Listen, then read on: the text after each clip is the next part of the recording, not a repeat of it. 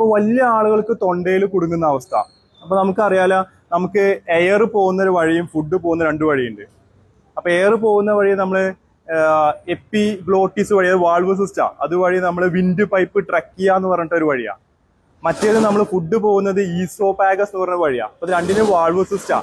ആ valve system നമ്മൾ അപ്രതീക്ഷിതമായിട്ട് തമാശ പറഞ്ഞ് ചിരിക്കുമ്പോഴോ അല്ലെങ്കിൽ വേറെ എന്തെങ്കിലും സാഹചര്യത്തിൽ പെട്ടെന്ന് നമ്മൾ ഫുഡ് പോകുന്ന വഴി, ഈസോപാഗസ് പോകുന്ന വഴി മാറിയിട്ട് എന്ത് ചെയ്യുന്നു, വിൻഡ് പൈപ്പ് നമ്മൾ ട്രക്കിയയിലോട്ട് കയറുക.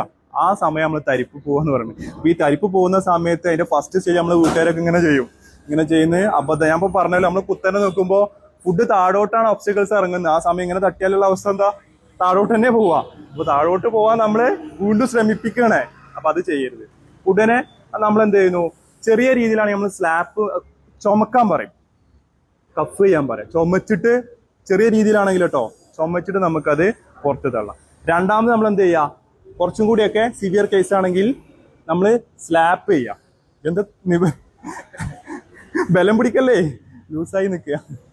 ഇങ്ങനെ എന്ത് ചെയ്യുന്നു, നമ്മൾ തട്ടി കൊടുത്ത് നോക്കുക, തട്ടി കൊടുത്തിട്ട് പോകാൻ ശ്രമിക്കുക. സിവിയർ ആണ്. അപ്പൊ നന്നായിട്ട് തൊണ്ടയിൽ കുടുങ്ങി, ശ്വാസം കിട്ടാത്ത ആള് വിളറി പിടിച്ച് നിൽക്കാത്ത അവസ്ഥ. അപ്പൊ ഉടനെ നമ്മൾ എന്ത് ചെയ്യുന്നു, ഞാൻ രക്ഷിച്ചോളം നമ്മൾ കംഫർട്ട് ആക്കുക. ആദ്യം പറഞ്ഞിട്ട് ഞാൻ എന്റെ രക്ഷിക്കൊന്ന് അഡ്ജസ്റ്റ് ചെയ്യുമെന്ന് പറഞ്ഞിട്ട് നമ്മൾ ഉടനെ നമ്മൾ എന്ത് ചെയ്യുന്നു, 5 പ്രാവശ്യം ഇങ്ങനെ തട്ടിക്കൊടുക്കാം. ഇങ്ങനെയല്ല, ഞാൻ നേരത്തെ പറഞ്ഞ പോലെ ഇങ്ങനെ നമ്മൾ തട്ടിക്കൊടുക്കാം. ഉടനെ 5 പ്രാവശ്യം നമ്മൾ അത് തട്ടുന്നു.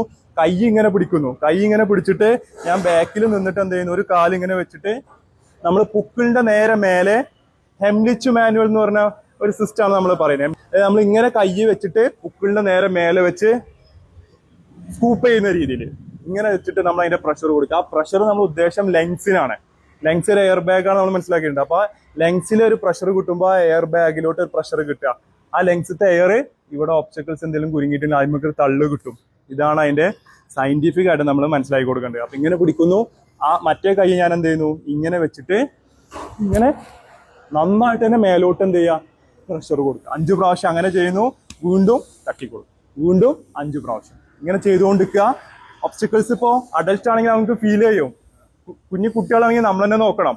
അപ്പൊ അവന് ഫീൽ ചെയ്യണമെങ്കിൽ അവൻ എങ്ങനെയെങ്കിലും കത്തിച്ചോ അല്ലെങ്കിൽ വിരലിട്ടിട്ടോ എടുക്കുക. ഇങ്ങനെ ചെയ്യുമ്പോൾ ആളും കുഴഞ്ഞു വീണു, ശ്വാസം കിട്ടാതെ. പിന്നെ നമ്മൾ ചെയ്യേണ്ടത് CPR മാതിരി നമ്മൾ ചെക്ക് ചെയ്യുക, എയർ ഉണ്ടോ നോക്കുക. പിന്നെ നമ്മൾ കംപ്രഷൻ മാത്രം കൊടുത്താൽ മതി വീണ ആൾക്ക്. മനസ്സിലായല്ലോ? ഹോസ്പിറ്റലിലെത്തി.